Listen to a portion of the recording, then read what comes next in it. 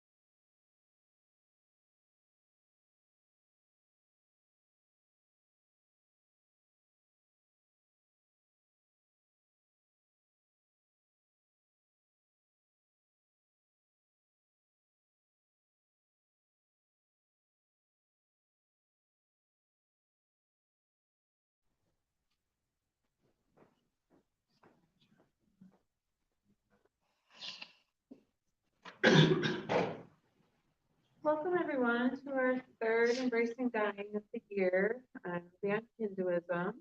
And I just want to thank you all for coming in physical and in the ethers. If you haven't signed in, please do so when we're done. We just ask you to sign your name and that you are here. And I would like to introduce Sreedharani, and she will do a little bit more of a bio, but welcome. Thank you so much for being here.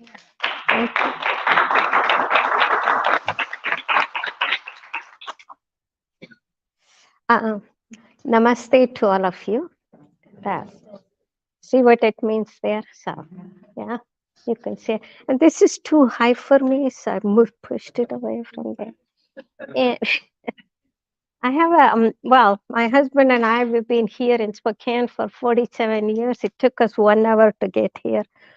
And we raised our 3 children, went to Mead School District, and now everybody is settled. He retired as a city engineer, PhD in electrical engineering from City of Spokane.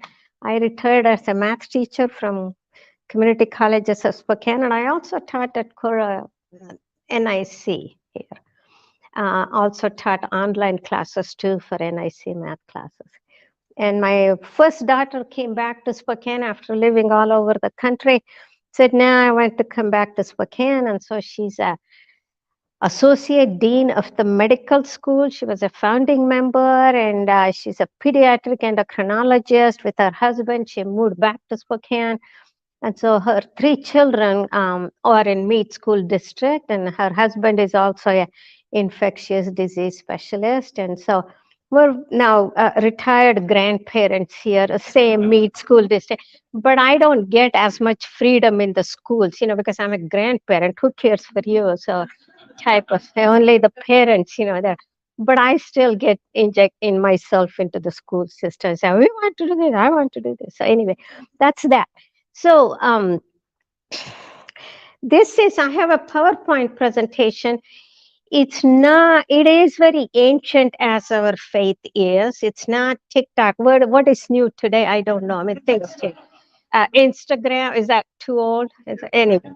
So please don't get bored because it's kind of, it's easier to do it this way. And I'll go through rather quickly.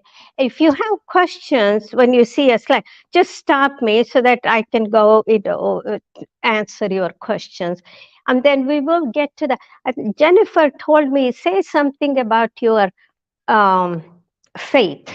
I don't call it religion. It's our way, it's our faith, is what it is. It's not an organized religion, it's not a cult to start with.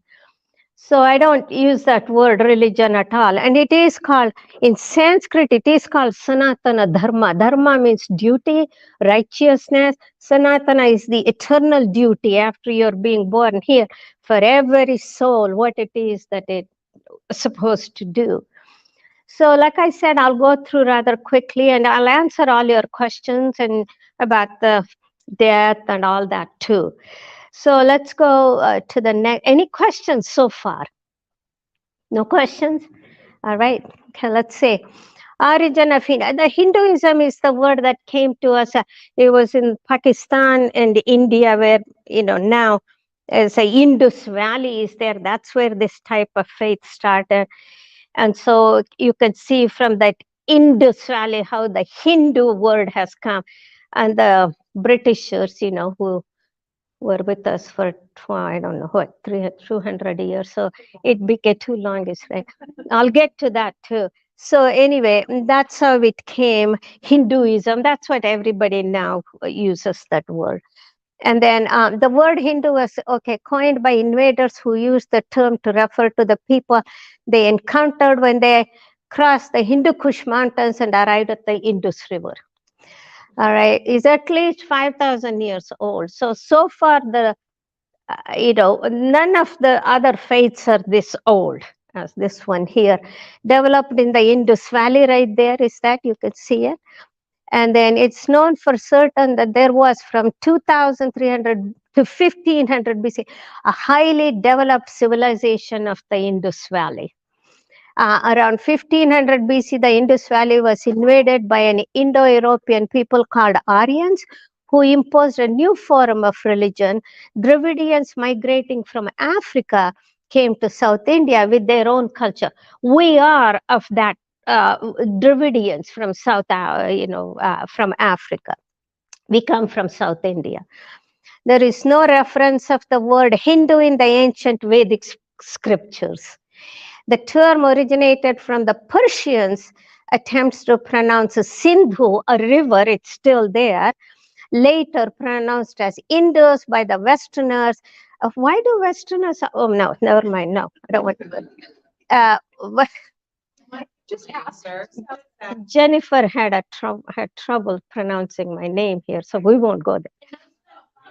Huh? 5 months in India, and I still have a hard time with pronunciation. It has only recognized 30 languages or so. Sanskrit is the hardest language to pronounce. And so you can see, it's not easy unless you do it from your 4-year-old here or 2-year-old. Yeah. Okay, with the cultures of Aryans and Dravidians blending with each other came this way of living called Sanatana Dharma.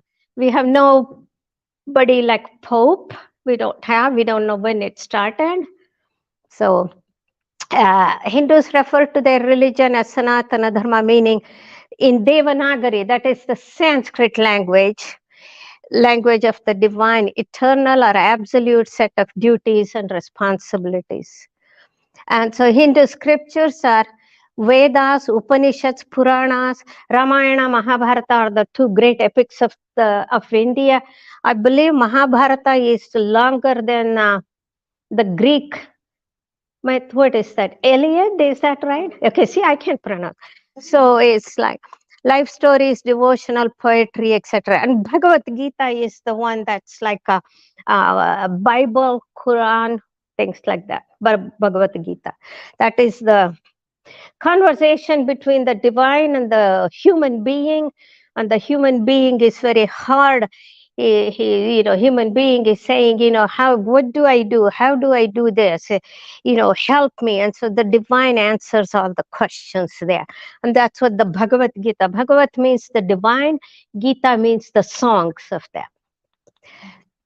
What do Hindus believe? Okay, I guess that's important. There's only one Almighty, but endless are his aspects and endless are the names here. So we believe in reincarnations and things like that. Now that I've come to that, I just want to make sure, I may do some, what do you call, compare and contrast with other faiths here. Please don't mistake me for that. You're learning here. We both grew up in India, went to school in India, and we had Muslim friends, Christian teachers, Muslim teachers. And so we were same in the classroom when we were learning 4 + 3 is 7. But then my friend went to mosque, the other teacher went to church, I went to temple. So I'm not putting down anything here, we're just comparing and contrasting. So here, and so we do believe in reincarnations. I guess that's the whole thing about death here. Okay, we'll get to that a little later. The deepest spiritual truth gleaned through the Vedas is the one of supreme consciousness. The divine or the absolute or God pervades the entire universe. So if you have questions, you should write it down so that you can ask me later. The Paramatma. Parama means the great, Atma means soul. So that's everybody's soul, whether dog, animal, lion, or elephant, or short, tall, black, white, yellow, it doesn't matter. Soul, woman, man.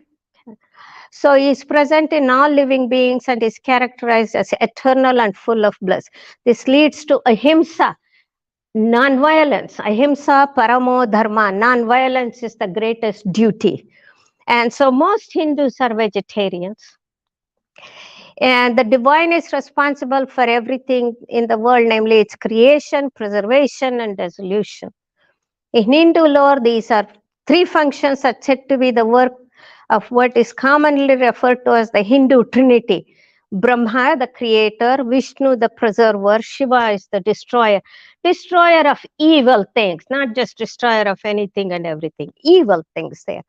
Hindus believe that there are a variety of ways in which all human beings connect with the divine. Now, there's just no one way. It's very individualistic how we do it here. There are 1 billion people in India, there's 1 billion ways to worship. In Hindu, well, not all of them are Hindus though, the Christians, Muslims, and in Hinduism, the divine is worshipped in both male, female, child, animal, planets, all things in nature. Flowers, plants, trees, mountains, rivers, created like forms.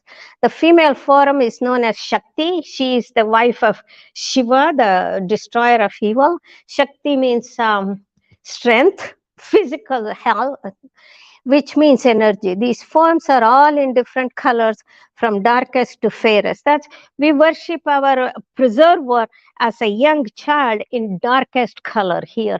So the color doesn't mean anything to us here, really. All reincarnation forms of the Supreme Being is also divine. And the Creator's wife is the goddess of knowledge, Saraswati, and the what do you call goddess of wealth is the protector's wife, Lakshmi. And so if we want knowledge, wealth, or physical strength, it's the mother we worship, not the father here. Each of these forms of God has symbolic meaning. Hindus enjoy telling stories about various forms to inspire love of God and instill ethical values. For example, Ganesha, the elephant-headed deity, is the god of wisdom and help people overcome the obstacles here. So, yeah. Anybody bored? Okay, you want to get some coffee? You can. Here is the Ganesha. This is a statue. So it is just it's just now it doesn't have any meaning, but when I keep it in my home in the place of worship, it becomes divine to me. So let me quickly tell you one story. It relates to Coeur d'Alene. In fact, some year, I don't know, maybe 10 years ago or so, they were doing this in Coeur d'Alene. They were having statues of different things kept, and then artists from the artists, and you could buy them. If they would keep it for 1 year, and then you could buy them if you wanted to. A sculpture from Spokane created this Ganesha god, huge one, like 6'1", and they kept it on the one of the sidewalks there. But then a little 2 blocks away from there was a statue of Mary, I believe. And so the people in Coeur d'Alene got disturbed. I said, what is that you have kept there? We don't want that. I went on. They complained to the city. And so anyway, because I was working at the college, they knew me very well. So they called and said, will you come and explain to us what it is? So and then I came and I explained. I said, if you're just sitting there, it's just a beautiful carving is all it is. Unless I put it in my place of worship, it's not it's just sitting there. And I also told them that I grew up like a one block from the temple of Ganesha, and anytime he's the remover of obstacles. So anytime I had something in my mind, I would go and pray. I was a young, very young girl, like 7, 8 years old. And so I said, protect me. And so I told everybody, he has been protecting me forever. Now I'm protecting my Ganesha here. So it's nothing, it's just a statue sitting there now. It doesn't mean anything to me unless I go home and put it in the place of worship. What happened to? I don't know. I don't know what happened afterwards, but I was supposed to come and defend, which I did, and I don't know what I didn't. I've never seen it. Yeah, it was more than maybe 10 years ago or so. I think if any of you know that. Okay, story time is over. Krishna the cow. Yeah, you thought. Oh, oh, oh. Okay, Ganesha, Lakshmi is the goddess of wealth.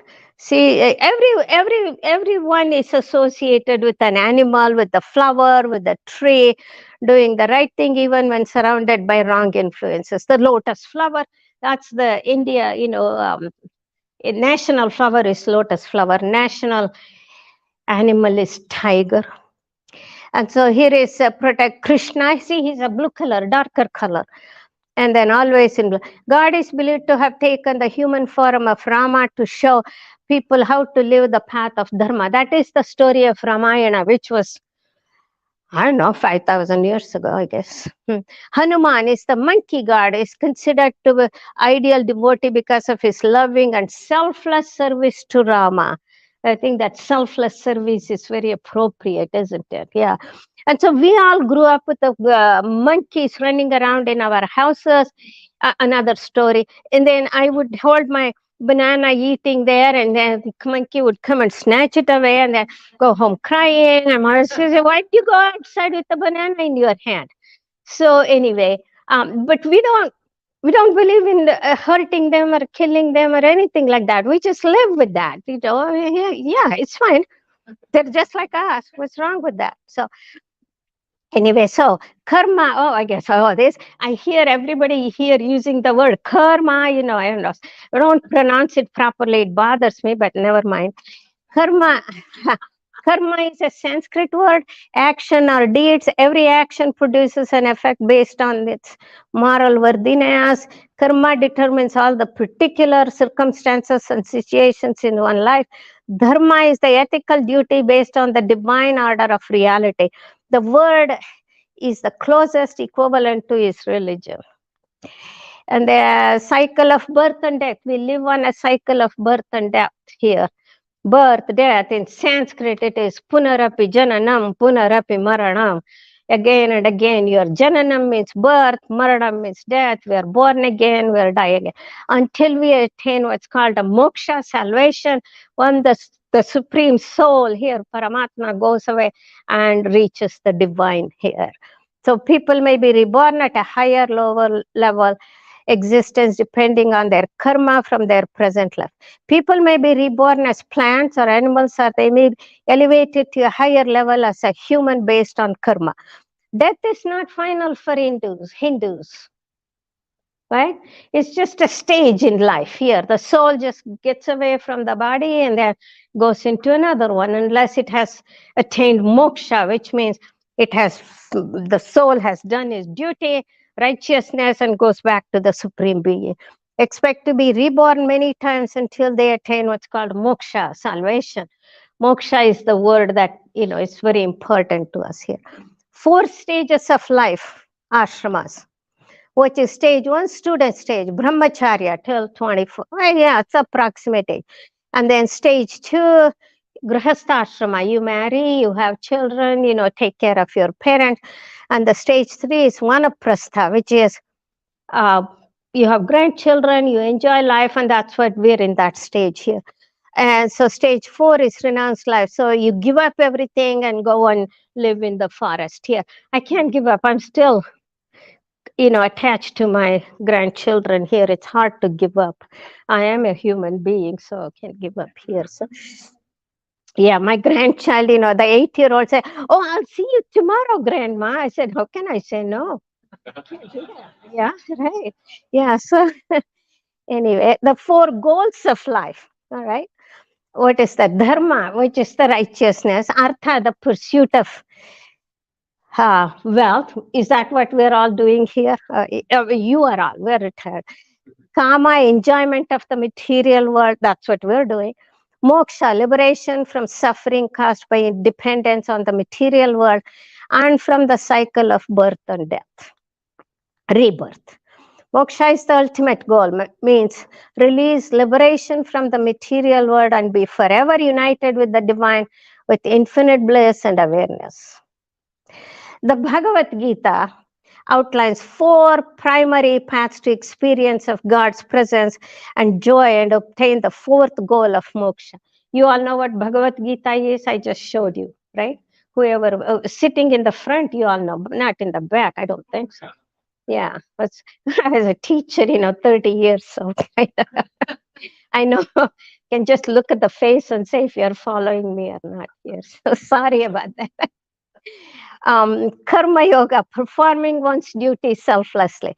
Gnana yoga, studying and contemplating the strength. Gnana means knowledge. Bhakti yoga, loving God through devotion and service. Raja yoga, focusing inwardly on the divine through meditation. See, there are different ways that I can attain moksha or show my devotion.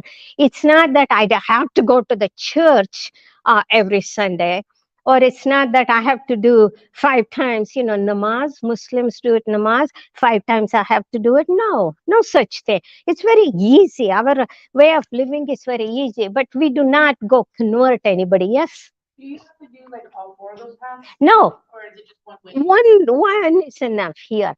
Or for example, I can do karma yoga, performing one's duty selflessly. So for example, at home, if a dog, time for the dog to be fed, and you feed the dog or you feed the cow, that's what we were doing at home, feeding the dog, not dog, cows and buffaloes. I have done my duty to the Supreme Being.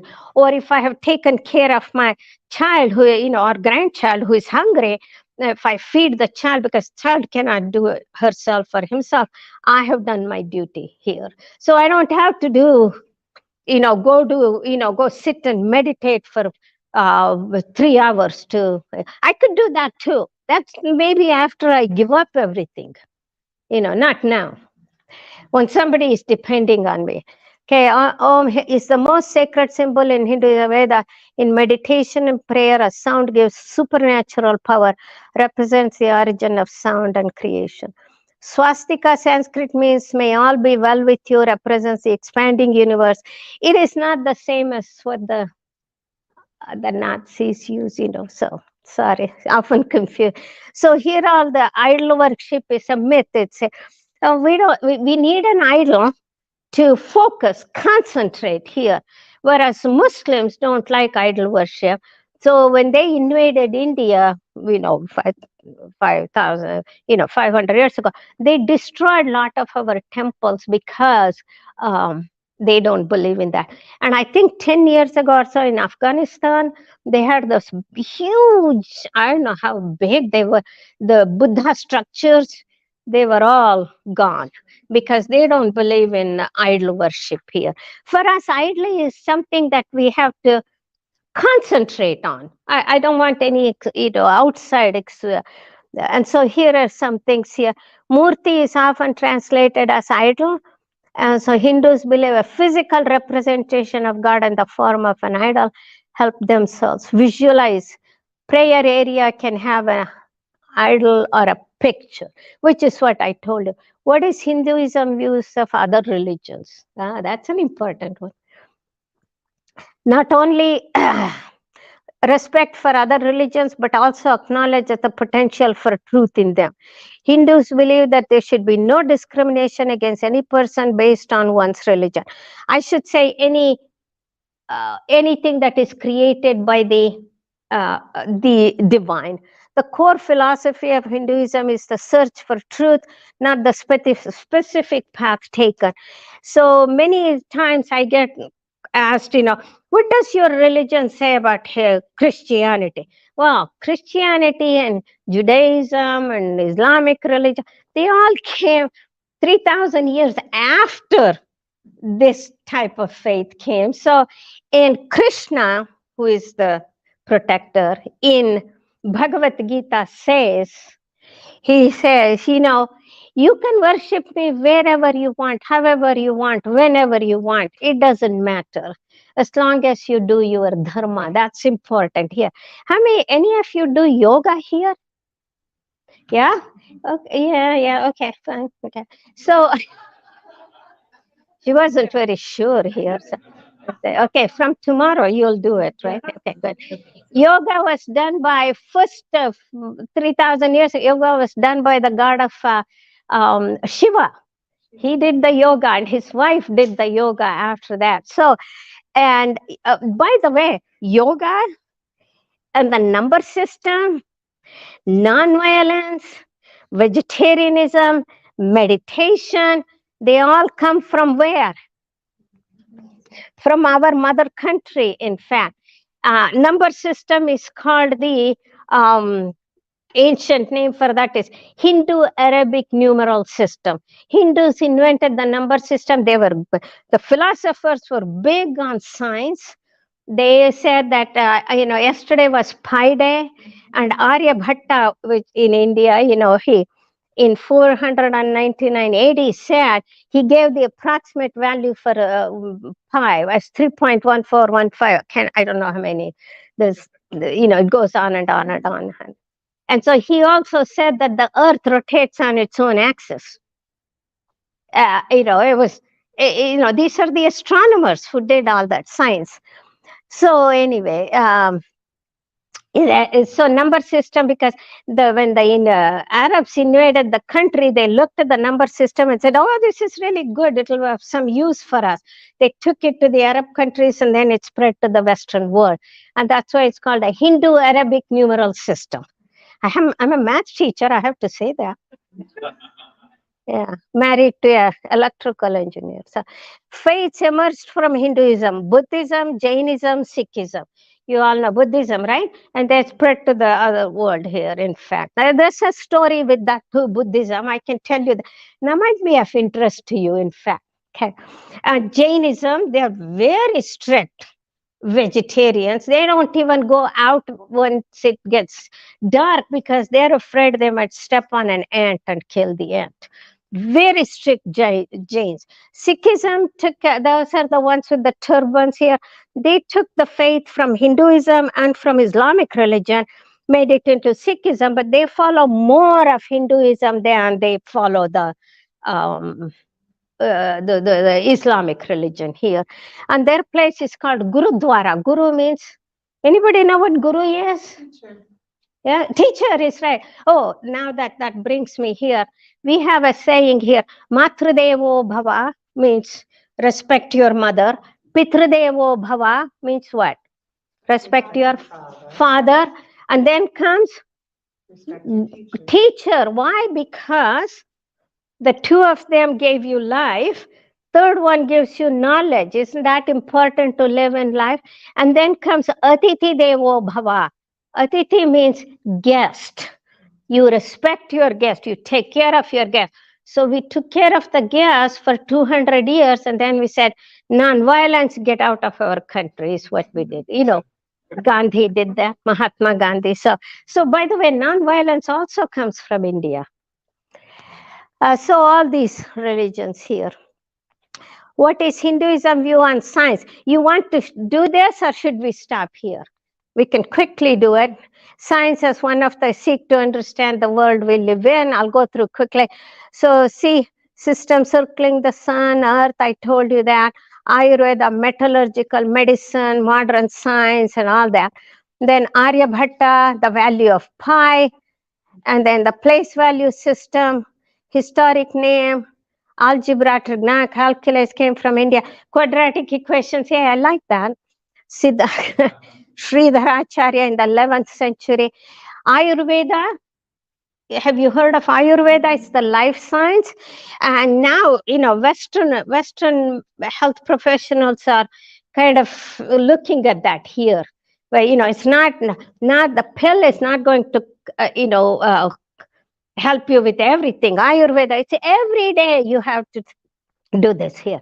Charaka, 2,500 years ago, he self-scientific surgeries, sushruta, cesarean, cataract, solar year was calculated as 365 days by Bhaskaracharya in the 5th century.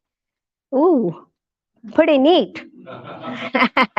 The world's first university was established in Takshashila, 700 BC. More than 10,500 students were allowed all over the world. And then Nalanda, University of Nalanda, built in 4th century BC, was one of the greatest achievements of ancient India in the field of education. And Mahatma Gandhi, ahimsa, non-violence, is the fundamental belief of Hinduism. And then shoots and ladders. Look at that.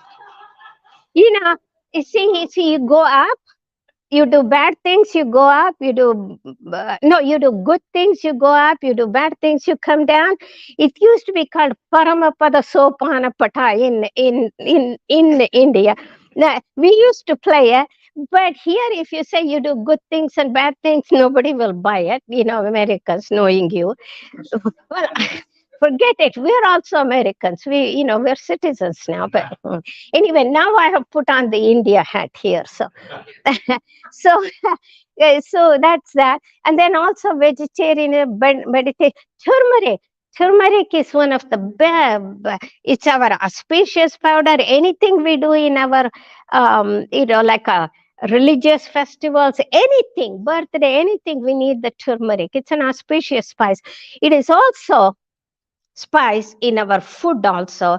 And it is, when I was young, if I got hurt, I would come home running, and then my mother would clean my knee here and put some turmeric on that and said, go on here. That's all. Never knew Band-Aid till I came to this country. I was 20 years old. Now, believe it or not, I'm telling you the truth here. So anyway, it has lots of medical health benefits here. As you have seen, Costco gives you, plain turmeric water. Who wants to drink that? It's bitter. You have to put, they tell us to drink it. I said, no, we have to use it in your food. We cannot do anything without turmeric in our food here. And that's what gives the yellow color. It's also all kinds of health benefits. I don't even know. I can't go on here. The practice of yoga, you know that. So here are the festivals. Okay, we'll stop there. That's it. And so now, should I tell you the story of Buddha for a second, how he was born? Do you know? Okay, he was born as a Hindu prince, young child. So the king Shuddhodana was his father in the North India. So he went to, what do you call, the astrologer, and the astrologer said this young child will become either a famous saint or a famous king. So the king didn't want him to become a famous saint. So he put him in a place enclosed. He didn't have anything. He didn't see anything outside that is supposedly not a good thing to do. But then, and then he had somebody with him as like a friend who, so they would, they were wandering around inside the palace, inside the garden. And then when he became of age, the king said, you should marry. So he married. Then he had a child. So then the Siddhartha was his name, went to his father and said, Father, I've never seen outside. Can I go please see outside here? And so the father thought, he is married, he has a child, so he knows what life is. He's not going to become a saint anymore. So he sent him out with his friend. And so they were walking, and then they saw somebody who was sick. And so he was, a sick person. And so Siddhartha asked his friend, he said, what is this? He had never seen it before. And Siddhartha, his friend said his name is Channa. Channa said, oh, he's sick. We will all get sick one day. And remember, Yavana Garvam, we say. Well, that means what? Yavana means youth arrogance. Youth think they'll never die. Nothing will happen to them. That's what he was. He was a young man that he'll never die. He'd never seen what sickness is. And so then they keep walking, and then it bothers him. Keep walking, and they see somebody's very old, like this, and they need support. And so Buddha turns to his friend Channa and says, what is this, Channa? He says, oh, Siddhartha, you and I will become like this too. Every living being will become like this. And so that bothers him again, and he keeps walking. And then he sees four people taking a dead body and then walking. And people are just crying. Siddhartha had never seen crying here. And so he said, what is that on that, they're carrying? Why are they crying here? And so Channa looks at Buddha and says, oh, Siddhartha, oh, Prince, you and I will become like this too. Our soul has left the body and it has become a piece of wood. And so they're going to cremate it. There's no use for that anymore. It'll be cremated. It's just a piece of wood. You and I will become like this. Every animal will be like this, will attain this thing. And then the soul will attain moksha depending on what it has done. It's dharma and karma. So then Siddhartha says, let's go back to the palace. And at that time, Channa knew that the world has changed. There, and then he goes back to the palace, and then he goes to see, he says, maybe I should go see my son. By then they do have a child, so he goes there. But then he doesn't open the door, because if he opens the door where his son is sleeping, it will attract him. The materialistic world will attract him. So he says, no, I'm not going to open the door. And he goes back and sits under the Buddha Gaya tree in the North India and becomes the famous Buddha to this day here. And so death is something that nobody can escape. And we believe in that. We will live on a cycle of birth and death here. So it will enter another body until it has attained its moksha or salvation, till it finishes his duty on this earth here. And what else do we have to do here? So anyway, because we consider the body as a shelter for the soul, for the supreme being, we treat it with respect. We don't want to do anything, anything that will hurt the body, either physically or emotionally. That's very important to do. And so then the soul leaves the body and the body is cremated. We don't keep the body forever, in fact. No, what is that called? Embalming, they say, they do it. We don't believe in that. It's within 2-3 hours the body is cremated because it's gone. There's nothing there left here. So, but here in this country, we have seen some places where they have adopted to this country's way of doing things. Where so some churches and all, not churches, so like funeral homes have special places for Hindu funerals here, and they keep the body, they embalm it, which we're not very happy with that, but what can you do? They keep it, and then they do the rituals right there. And then they take the body, and then cremate it. So we have seen that happen, in this country here. And they also have Zoom. Phew, what else you want? Technology here. Uh, for this ceremony, for people living, because many of them have come from India, and people in India want to see it. So there is Zoom again. So they do the zooming of the funeral rites here. And so, anyway, things like that.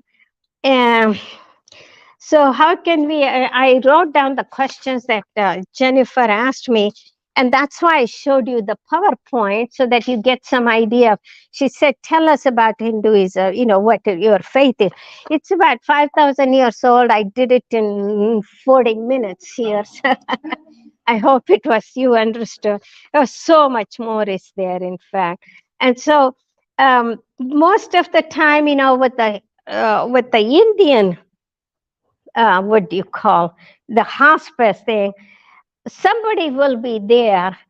We don't want uh, we don't want any pastor, priest coming and talking and say, because we're not Christians. And you can play music, Hindu Sanskrit versions like the Bhagavad Gita and things like that on YouTube. You get anything you want on, or whichever one is the newest, TikTok, whatever I do, things like that. You can show that. You can, people will hit. That's what they did. In fact, this is, I know, because my son-in-law's parents both passed away last year, and their funeral rites from Pittsburgh was zoomed, so we saw from here. And that's what they did. They played the Bhagavad Gita, like the I told you, songs and things like that, Hindu worshipping ceremonies and things like that they played. But otherwise, you just take care of them as you would any human being. I mean, like I said, man, woman, black, white, it doesn't matter. We're all same. The soul, if you hit me, it'll hurt me. If you pinch somebody who is dark, it'll hurt them. Our blood is all red underneath, no difference there. So you take care of them as you would with anybody else, make them pain free and things like that. So here quickly, my husband had to go through colonoscopy. What was that? Through 1 month ago, just like that.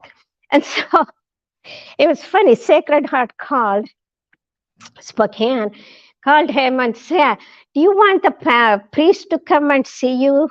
Yes. So he told me, he said, "No, no, no, no, no, I'm fine." He didn't want that. And I said, "We're not ready to die. Why are you calling the priest here?" You know, my oldest granddaughter is going to college. She's in 11th grade. We want to send her off to college and cry and do all that here. Why are you giving it? So we don't talk about death as they do here, but we know death is, you can't escape death. We know it is there. So, for example, when we moved here 47 years ago, we would get things like funeral homes, and I said, "I'm only 30 years. Why are you sending me funeral things here?" No, no, no, that's not good. So they do a lot of things here, which is kind of, we think it's funny.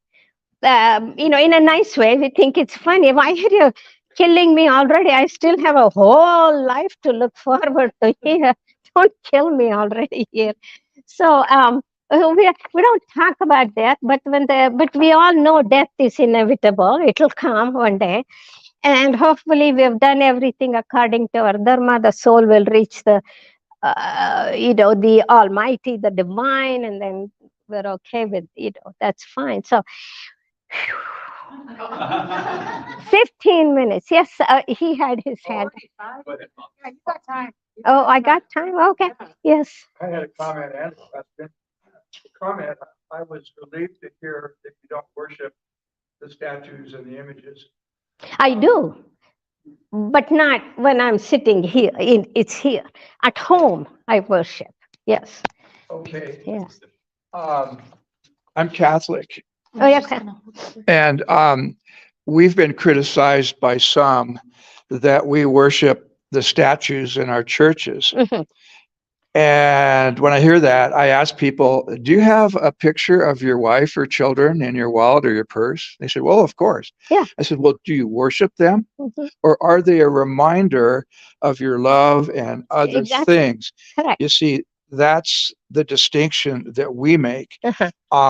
So I assume that you don't actually worship that piece of bronze or piece of stone, but it reminds you of something that transcends that, which you are. worshiping or have a devotion to. That's my, Exactly right. okay. And like I said, now it's a piece of statue sitting there. Yes. When I go home and keep it in the place of my worship, we have a little, like a temple, we keep our God and goddesses inside the house. We don't go to church every day. We don't Right. go to, what do you call, mosque every day. Right. And so, in the morning we get up and we worship. And then when I go home in the evening today with my grandchildren, I do chanting with them, so they know it's all in the praise of the Almighty. So they also learn that. And so that's when it becomes a divine for me. Yes. Not now. Okay. Yeah. And my question was, we certainly in the Christian tradition value prayer at the time of death, Correct. and we have ceremonies and sacraments and all those kinds of things. Does your faith provide for that or not? As a hospice spiritual care person, should we invite people of your faith to pray? Usually, it's a good question. Usually the family, whoever are a related family member, somebody will be there, they will do it. They won't ask anybody from outside to come. Okay. Unless, in Spokane, we don't have, we don't have anything like that. But like I said, Pittsburgh, the priest came to the funeral home. Because there's so many Indians there like us, so it has become a practice there. So they do invite that is to do the final rites here, not when the soul is leaving the body there. What if the person has no family and you are kind of standing in as a helper or a guide or whatever? Should we get involved at all in the spirituality? You can. So far, I don't know anybody like that. Usually friends, somebody comes to their help here. Somebody will come and help. Yeah. Basically, whoever even though the person may not have a family, they neighbors and others help, or even other friends also help, and they get a priest from close by. Like for example, in Spokane, we can call a priest from Richland. There is a small temple there, and they have appointed a priest. He will come. He knows how. The thing is, lot of this Vedic chants will be recited by that priest. Yeah. And So you do have clergy. We have priests just to do rituals, not to give us any, vote this way, this is politics, this is that. No. They don't do anything. Just the way they, to do the rituals is why the priest is there. That's all. Nothing else there. Yes, sir. Your question. So with hospice care, a lot of what we focus on is managing people's symptoms, pain, nausea, whatever it might be, that helping them to be comfortable during this very last stage of life. Yes. And what we find is people with different cultural associations from their way of living throughout their life, they might relate to those experiences differently. And sometimes there are things that we need to be sensitive to in helping to have conversations with these people. So for people of your faith, are there any things that would be good for us to know as far as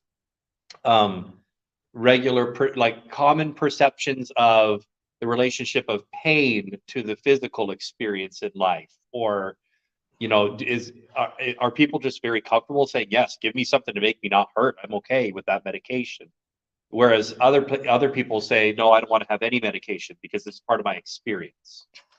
Well, again, this is very individualistic. Our way of worshiping is very individualistic. I worship the sun, you worship the tree and the beautiful flower, and that's okay to do here. So like you said, Ayurveda was was the life of science, was written by Indian philosophers with 4,000 years ago. It is all to make the soul comfortable, doing its duty, righteousness till the end here. So that pain, like you talked about, it depends on the individual. Like you said, we all know that here. Say, some of us are able to sustain, to a higher degree, to a lesser degree. It depends on. So you ask the person, it says, what would you like to do? And then you go according to that. In fact, so there is no such thing as hard and fast written rule that you have to do this, you have to do this. You ask the person, how is your pain?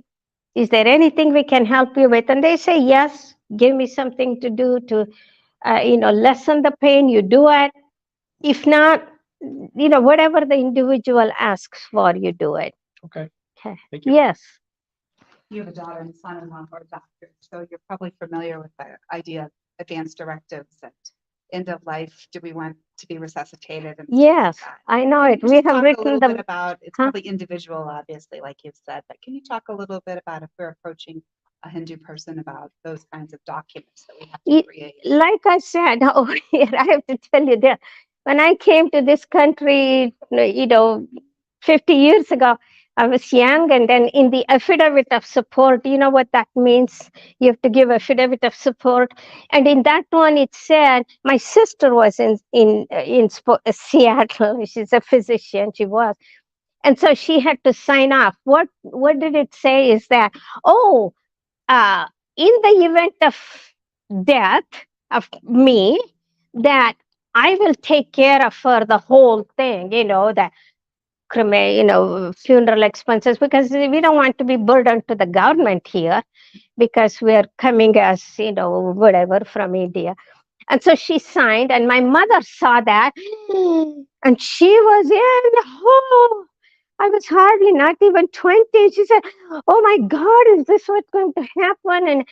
And I said, these Westerners, they don't have any emotions and things like that. That's how they are. And so we did that. Public charge. Public That's how we did that. You know. So, and then, so here, now also, after this, here, when we were listening to the people, we went to some of these, what do you call, not conferences, talks, seminars about this end of life and writing will and everything like that. And so we found out that if you don't have a good, what is it that we have? Living trust. Otherwise all the money will go to the probation and the lawyers and everything else. And we said, we have worked hard for it. At least you should go to my blood, not somebody else here. So it was hard, but we just closed our eyes. We went there, we did the living trust, and we wrote it in that in case, like you said, we are incapacitated, my daughter will be the first one to come and do this. But we don't talk about that, though. Like I said, no, we don't do that. Oh, one other thing that I wanted to tell you between Christianity and what do you call our way of faith is, in Christianity, I believe that you suffer for your own. Jesus Christ will suffer for your sins, what you have made, for your karma. But in our faith, Krishna says, why should anybody else go and suffer for what you do? You suffer your own, whatever you have done for your actions, or you reap the rewards for your actions here. So, which means my future generation will reap the rewards of whatever I do today. And if we have a good life today, we always thank our ancestors, our parents, and grandparents for giving us a good life here. So it's a big difference there here. Did I answer your questions? Whoever asked here, any other questions here? Yes. I think you had said normally or traditionally the body would be cremated within a couple hours after Yes. death. Uh-huh. So how is that difficult to arrange, like here, that In here, I guess it is a little difficult.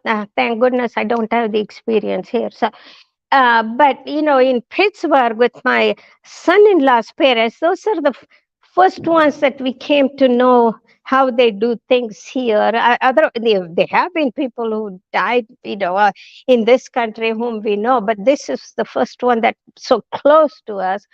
uh, they kept them for 3 or 4 days for embalming here, and they said, oh, you have to do embalming, I believe. I don't know why You do not. you do not. Yeah, but in Pittsburgh, I believe. So it's a 3 4 days, and I know my son-in-law left on Sunday, so till Wednesday it wasn't done. The funeral rites. I don't know why they did that, but we certainly don't do that. If somebody can come within the day, we keep the body, but otherwise it's cremated. There's no use anymore. Yeah. And Other thing is, in the villages, especially in the villages in India, yeah, if a person dies in the tree, in one of the trees, almost all of the other people will be fasting. yeah, They will not be eating, and until the body is cremated, yeah. goes to the funeral home, and then they take bath and all those things, and then somebody prepares the food and brings them to their family where the death occurs. Yeah, it's So, very different. With that kind of thing, it's difficult to keep the body for 2 days. You'll Because be it's hungry. hungry. Right. Yeah. For us here at hospice, what's really helpful for us is to have a good understanding of what are the traditional things that would be happening that we can be supportive of or be aware of. If we have somebody on our services, so that we can make space for that Correct. and support that. Correct. So any kind of that kind of information when it comes to like somebody coming close to end of life, what would be happening traditionally? And then once they die, how we can support what's going to be happening traditionally. Well, from community to community in India, it varies. It's very different. Once it's done, they're gone. And also, remember, because of the diseases and things like that, we always, like he said, we have to take shower after, especially if you go and take the body with, hold the body and go carry the body. You have to take a shower and things like that, and all the clothes are put into the laundry. And then 9th day we invite people to come, and then the 13th day is when we invite friends and everybody and have a celebration of the departed soul. And then for 1 year, every month it is done by the sun usually. And then it all depends on the stars, where the stars are. It's not according to the English calendar.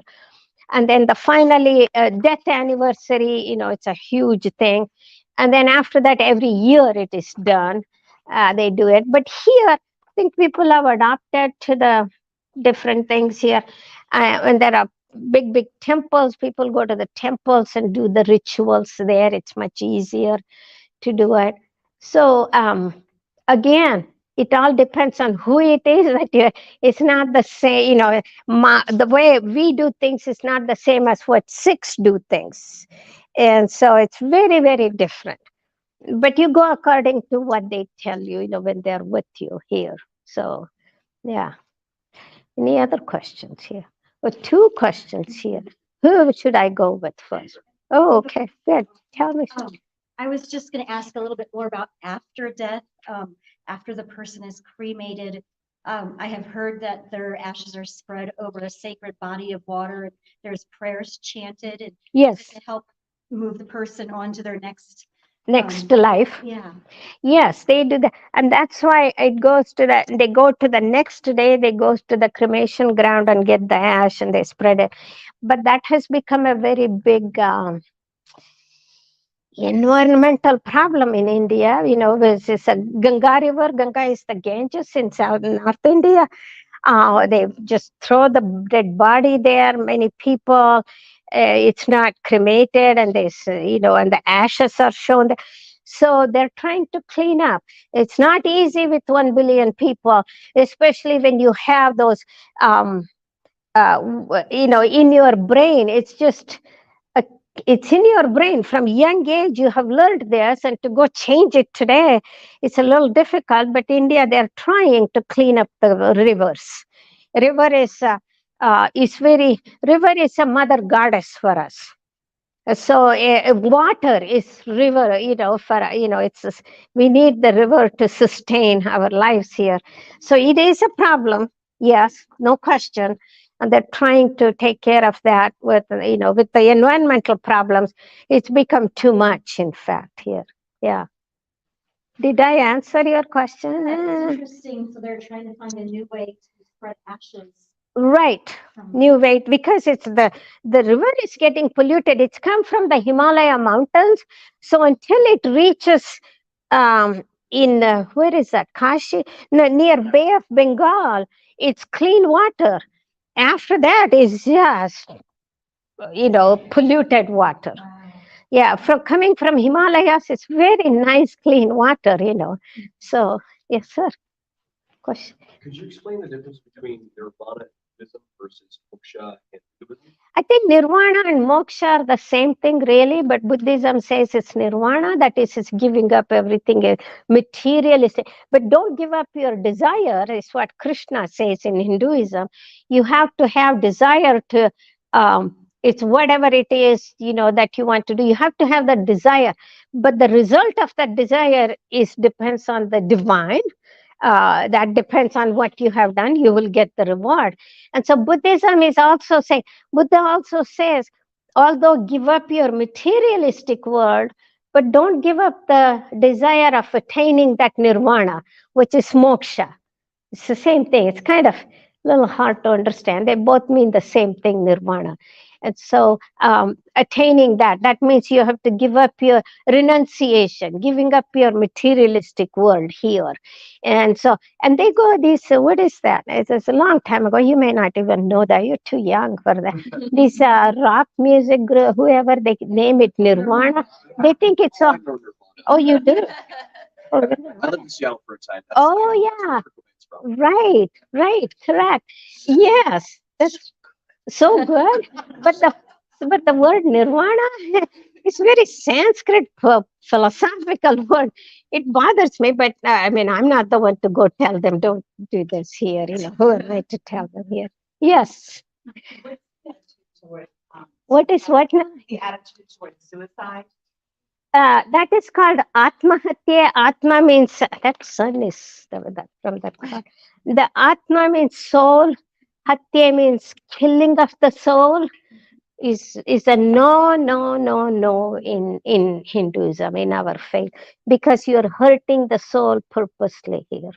It is not it's not. But there are people who do it. I have my own family. I have people who have done that. It's hard to talk. So do you still go through the same rituals at that experience? If somebody has committed suicide, I do you guess still so. do the same chant? Yes, I guess.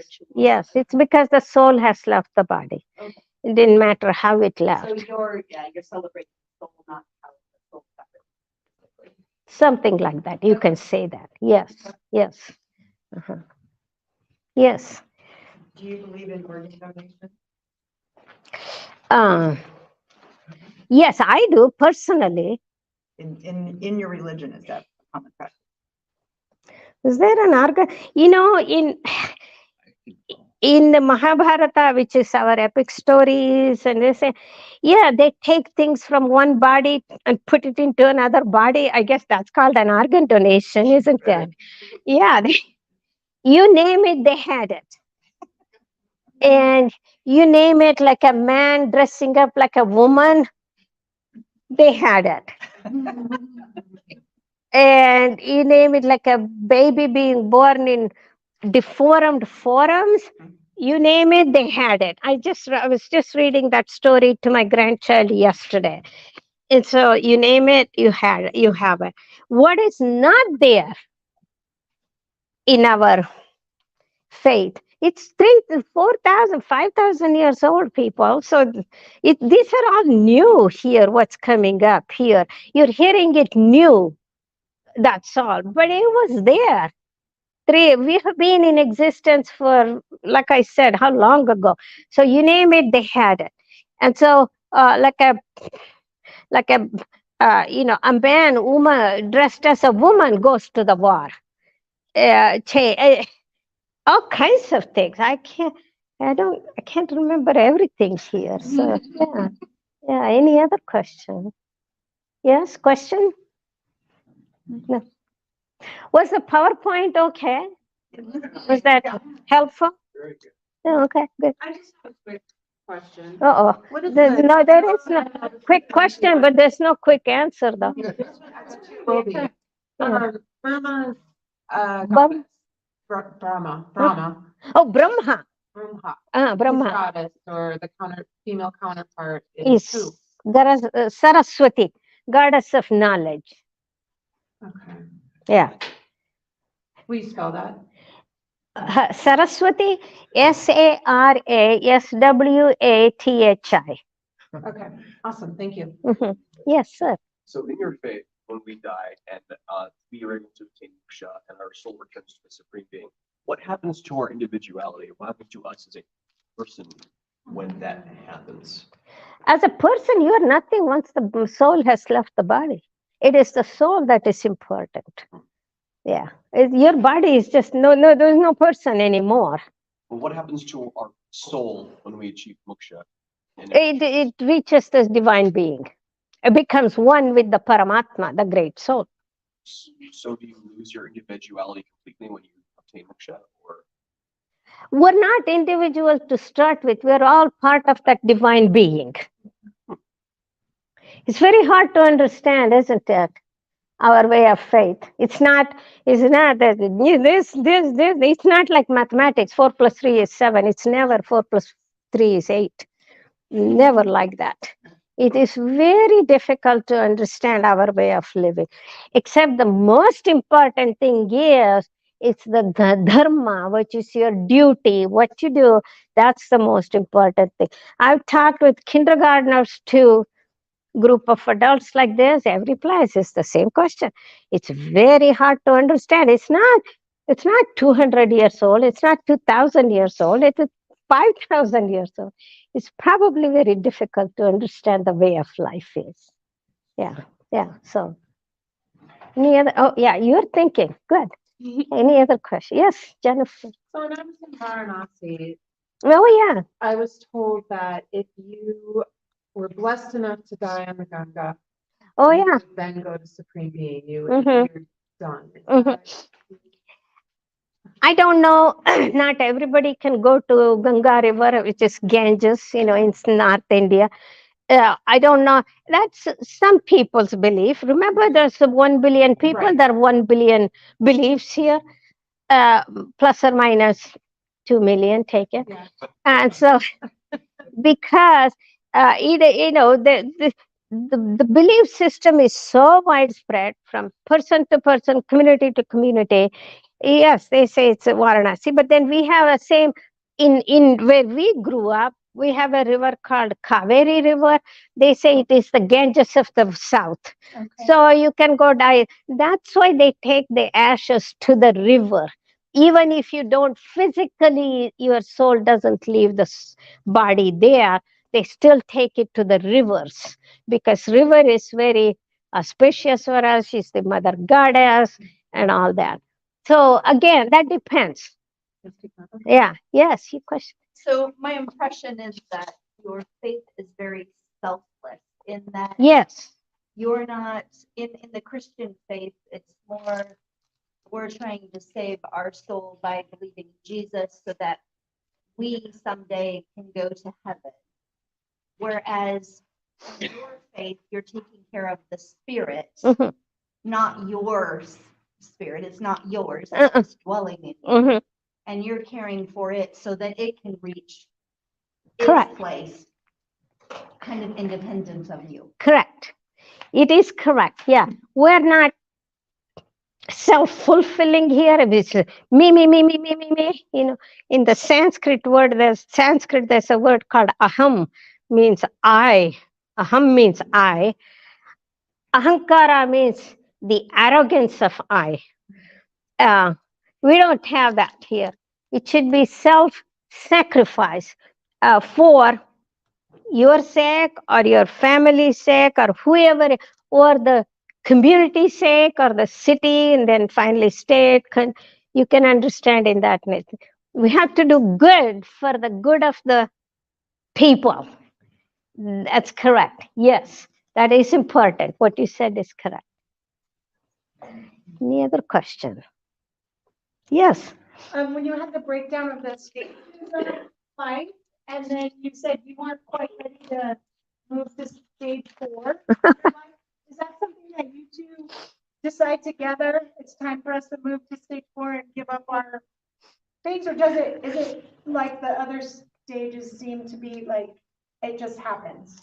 He doesn't decide, I do. More of a deliberate decision, no, then? Huh? Say that again. People are still Is it laughing. more of a deliberate choice or decision, that 4th stage? It's more of a choice. In fact, for the some people who cannot, in our age group, we're over 70 here. Knock on wood, the medical doctor, and they saw him for colonoscopy. They said, "Oh, you're in pretty good shape." I said, "Oh, yeah, knock on wood. We're strict vegetarians. We do this, we do that, huh? We become wood. We become wood, and things like that." And so it depends on. There are some people again who give up and say, "Okay, this is not for me. I'm all done. I'm going to go." Ours is, as long as you can do it physically, emotionally, why not do what you want, what you can do. I'm not as, we do things slowly now, not as fast as we used to do, because we're not like my grandchild, runs up the steps here. I can't do that. Do it slowly, but still, it is a choice. And again, depending on how we are physically, emotionally, we take those steps, in fact. Yes. Mhm. My brother, who passed away 2 years ago in India, he and his wife, they traveled between their sons' homes, and they went in their own place. They did everything they can, and in the last stages, he was a Rotarian too in India. They did a lot of things, but finally the divine said, "It's time for you to leave this place," and he left. And so it depends. They were, yeah, ours too is the same thing. Although I take all the decisions. No, never mind. Next question. Anybody else? Have I answered all your questions with that PowerPoint? Good. Did you say? Yeah, you liked it? Oh, good, good. You have. Well, I guess, where did the gurus come in? Guru is what does guru means? Teacher. Teacher. So, Matradevo Bhava, Pitradevo Bhava, mother is your god, father is your. So, you don't have to go looking for your gods. If you're you worship or you give your respects to your mother and father, you've done your duty to the Almighty here. And then come. So, to live this life, you need knowledge. Who gives that knowledge to you? Okay, you're a teacher. Guru. Yeah, the So guru. it's very important, isn't it? Guru is very important. Knowledge is very important. In India, in the schools and all, at least as we know it, there was no trouble like they have here in the schools, K through 12 schools here, because Guru is well respected. Teacher is well respected. He was a teacher, well, in the college, of course, and I was a teacher here. When I go to class, I have seen people putting their feet up and sitting on the thing, with their feet up. I said, no. The first thing I say is, no, you don't put your foot up on the chair. When there is somebody standing in front of you who is supposedly more knowledgeable than you are in the classroom, no, you don't do that. That's arrogance is what it is, putting up your feet on the table. I said, oh, what do you know? I know it all type of thing. So guru is a knowledge. Giving knowledge is so important. What does it matter what type of knowledge it is, unless not shooting knowledge, but what I'm saying here. Cooking, clean, whatever it is, mathematics, science, philosophy, knowledge is very important, is it? So we have a goddess of knowledge. We worship the goddess of knowledge here. Yeah. So, any other questions here? Yes. Deepavali is the function of lights. It's called Deepavali. Deepa means light, Avali means line, and it's a, oh, you saw that there. Yeah, line of, lights here, lamps lighted, clay lamps. Yeah, it's really called Deepavali. I guess some people don't know how, it's Deepavali, it's too hard to pronounce, so they said Diwali. Diwali means bankrupt in our language, in fact. So I keep telling my grandchildren, I said, don't say Diwali, it's Deepavali. So it is Krishna killing the evil demon. Yeah, Krishna killing the evil demon. And in North India, they do it as it's a new year for them in North India, business people, especially new fiscal year start. For us, coming from South India, New Year is starting this next week on Wednesday. So we have a celebration in our house, for our grandchildren's sake. I have to teach them. So in our house, we have a gathering and we eat something bitter and sweet to show that life is bitterness and sweetness. So you have to have both. But your mind has to be it can't go up and down, up and down, up and down. It has to be constant here. So that's what it is. And we also have food. In fact, there are 3 types of food, which is, one is sattvic food, which is, it doesn't, your mind doesn't go agitated. Somebody I heard on NPR, and they said they did a big research in this country saying that spinach is good for your health. And, and I said, why? Just doing it now? We knew it long, long time ago. So sattvic food is spinach and things like that. And the other one is called rajas food. I'm standing here because of the sun there. Rajas food is involves onions, garlic, that kind of smell, strong smell. It agitates your brain. Like you all know now, sugar, right? We talk about sugar, how it agitates the body. And the last one is tamas food, which is meat, which dulls the brain, I believe. So there are 3 types of food we have. So again, what was your question? Deepavali. Yeah, that is Krishna killing the, evil demon is what that is here, Krishna.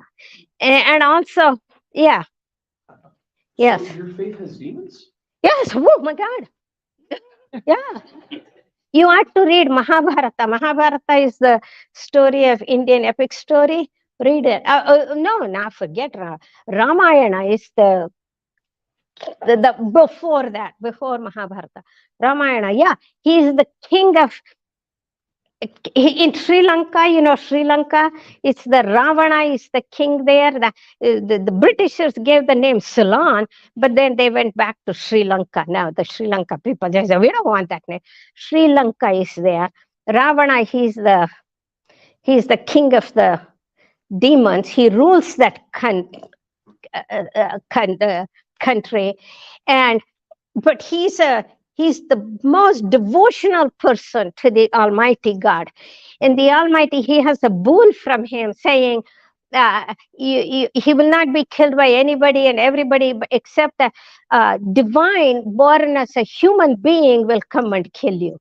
And Rama is the human being whose boy is the reincarnation of Vishnu. And so Ravana, what he says here, anyway, it's a long story, but this Rama's wife is a beautiful wife, Sita. And so somebody tells him, that says, you should marry her. You should keep her in your palace. So he goes and he, steals her. Literally, he steals her and then comes and keeps her in the Sri Lanka in the forest. And so finally, Rama goes and defeats him. And with the help of the Hanuman, which is the monkey god, and then brings her back. And so, see, they had the same, what is that called? Lust was there 5,000 years ago. 5,000, lust was there for a beautiful woman, this king. He is a demon, in fact, very much a demon. And you read Mahabharata, the next epic story, full of demons. Yeah. But they're all evil. And the Krishna or the divine is, he says, dharma samsthapanarthaya sambhavami yuge yuge. Dharma means righteousness. To establish righteousness, I will be reborn again and again and again.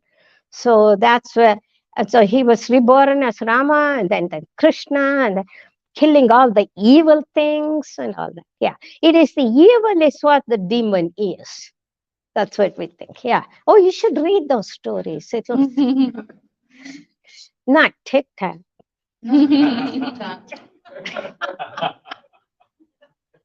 Yeah. Any other question? Yes. So, say if you are evil, you are just reborn because you don't reach. Yes. If you are evil, you will be reborn, and you have to finish your karma or whatever bad things you have done. So You will suffer for it, okay. or your future generation will suffer for it. Yes, correct. Oh, he got bored. I'm surprised he sat here for this long. Any question now? Are we done? I guess, yes? Thank you. Well,